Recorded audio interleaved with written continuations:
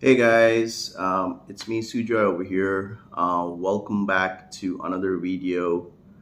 So, on this video, I'm going to be talking about, is Vietnam safe for foreign investors? So, if you're new to my channel, the name of my channel is called as Sujoy in Vietnam. I've been living over here in Vietnam for over 6 years. I was an English teacher before here in Vietnam for 4 years, and then I started my online digital marketing business. I'm also a full-time YouTuber, so if you're new to my channel, welcome to my channel.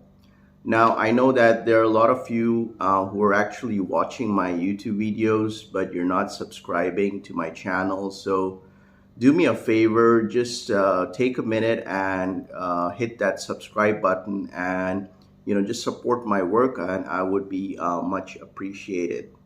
Okay, so with that being said, I just wanted to talk about, I just jotted down a few points and I just wanted to talk about, is Vietnam safe for foreign investors? Knowing that recently, there have been a lot of crackdowns, resignation, fluctuations. So let me just have a quick morning coffee before I continue.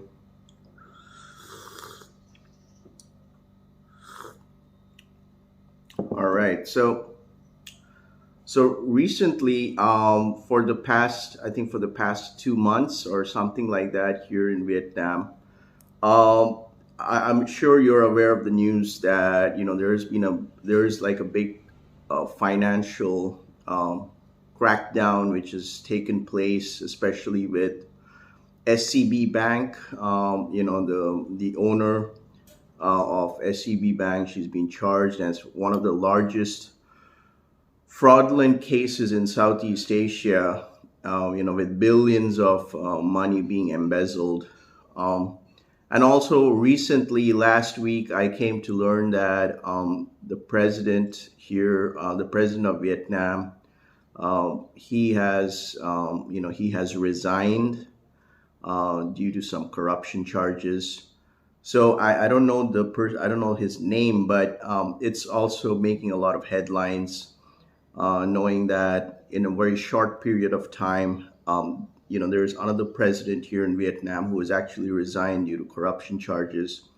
So I just did a bit of my research, and I'm just going to talk about a few points. So if you're a foreign investor and if you're looking to invest in Vietnam, I would highly recommend. I would highly suggest that you watch this video from start to finish, and you take the points into consideration, which I have actually done some research.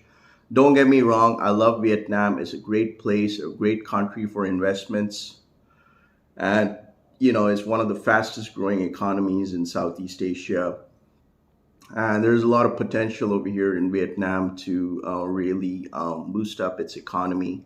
But the recent events which have been lately, the recent events which have taken place, I just want to talk about a few points. So if you're a foreign investor, or if I'm someone who's looking to invest in Vietnam, I may like to also look into these points into consideration. Okay, so the first one would be political uncertainty. Okay, now, like I said, that last week the president of Vietnam resigned because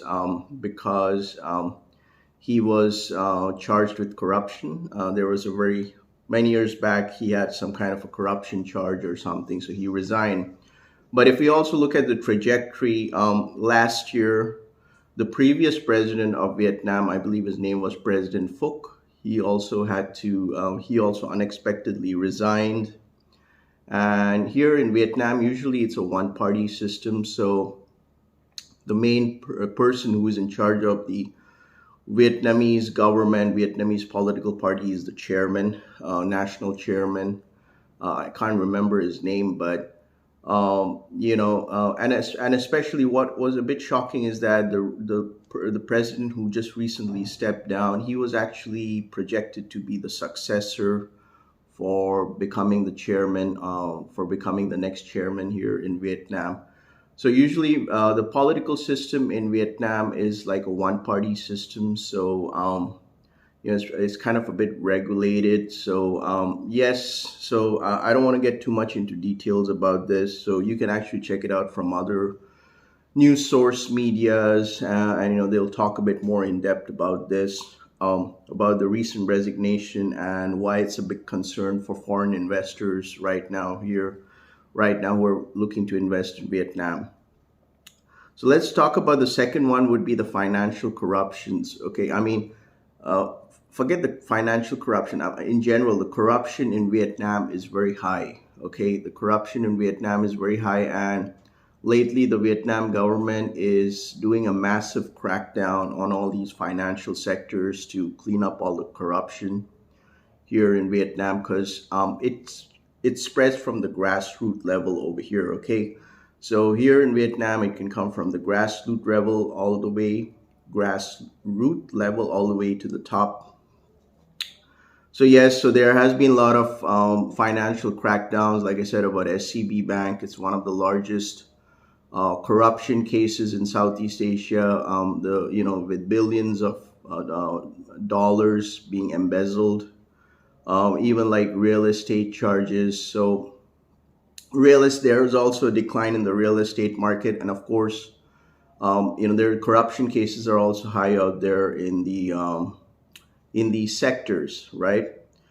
So now let's talk about the third point, which would be the legal environment. Okay, so when I'm talking about the legal environment, I'm talking about the lack of transparency of doing business out here in Vietnam. Okay, so basically, Vietnam lacks transparency and consistency. Okay, so it's actually, it's very difficult for foreign investors to navigate through this channel. Okay, because there is a lot of regulations being imposed. So that is actually the legal environment. Then the next point would be the infrastructure challenges. Like there are a lot of infrastructure challenges and pending projects over here in Vietnam which have not been completed for many years now.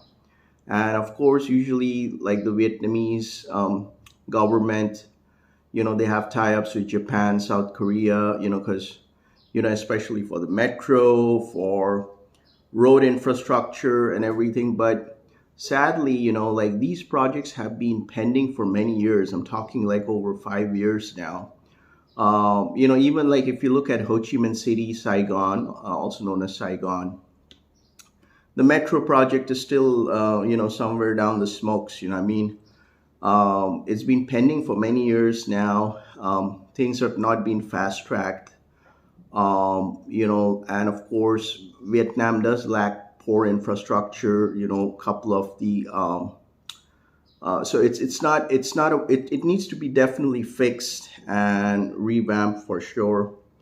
Um, so the next point I want to talk about would be market access restrictions. Okay, so there are certain sectors here in the Vietnamese industry which are heavily regulated by certain sectors of the Vietnamese economy are heavily regulated by the Vietnamese government.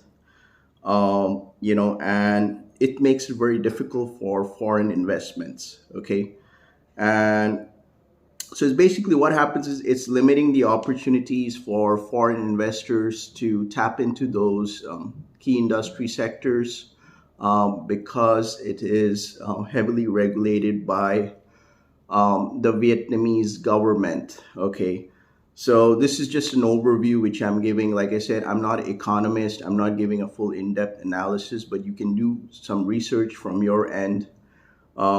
And finally, what I would like to include out here is that definitely Vietnam has signed some major bilateral agreements with with U.S. and of course with China. But to be honest, I feel that the trajectory of Vietnam is shifting more towards China.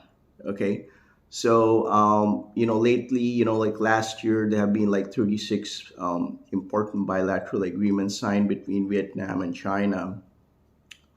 And the relationship is becoming even stronger each year. So, so it's like becoming more strategic alliance. So it's becoming more into, is going more towards, more towards the China approach, right? What I mean to say is, um, it's just that it may be difficult for other foreign investors to tap into the Vietnamese market, because like you all know that the Chinese have made a lot of heavy investments out here in Vietnam, and they're still continuing to do that. Nothing wrong with that, but they do a lot of investments from manufacturing, setting up their warehouses, manufacturing sectors, especially here in the countryside where I stay, and all those locations, because the labor cost is high in China, so that's why they're looking to relocate. But I think I think Vietnam is taking a more pro-China approach right now, which I don't think is going to be very beneficial in the long run. So I don't want to get too much into details about this, but if you're a foreign investor looking to invest in Vietnam, you should look into these points into consideration. So if I'm a foreign investor, honestly speaking, I would I would look into a country which has a stable political government, and it's not like.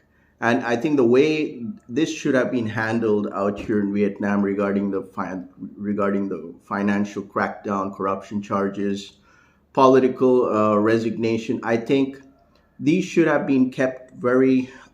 These shouldn't have been publicized in the media, because this has kind of become global now.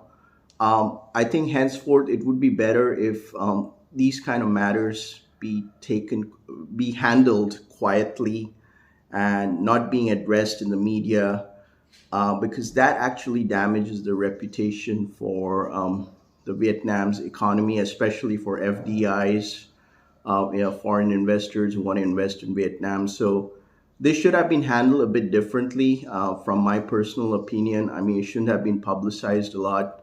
And of course, if I'm a foreign investor and if I'm looking to set up my factories out here in Vietnam, or I would actually wait for a year or two to just see how stable the environment is in Vietnam. Are there frequent political uh, uh, volatilities happening, and especially in terms of the corruption, financial corruption, cleanup, and everything. So I think if I'm a foreign investor, I would wait for a year or two, and of course, I would look into that. There are certain attractive markets besides Vietnam, which is definitely India. I'm from India, but I'm not publicizing it. But what I'm trying to say is that if we look at India, the government of India has been very stable. It's very easy for foreign investors to open businesses out in India, and set up their manufacturing hubs in India. Low cost of labor for sure. Whereas here in Vietnam, it's very difficult to set up a business, because there are a lot of you got to do a lot of legal work, a lot of paperwork you got to go through out here, and you cannot do it out. And it's just very complicated process. So yeah, look into this. Yeah, so I hope you found this video to be insightful. Let me know your thoughts down in the comment section below, and if you enjoyed watching this video, make sure to like and subscribe to my channel. Additionally, if you found my video to be insightful, you can buy me a coffee. So the link is down in the description below. And if you're traveling around in Southeast Asia and you want to start a passive income business online, you can also check out my income stream website down in the description below. So with that being said, you guys have a great day. This was me, Sujoy. Peace out.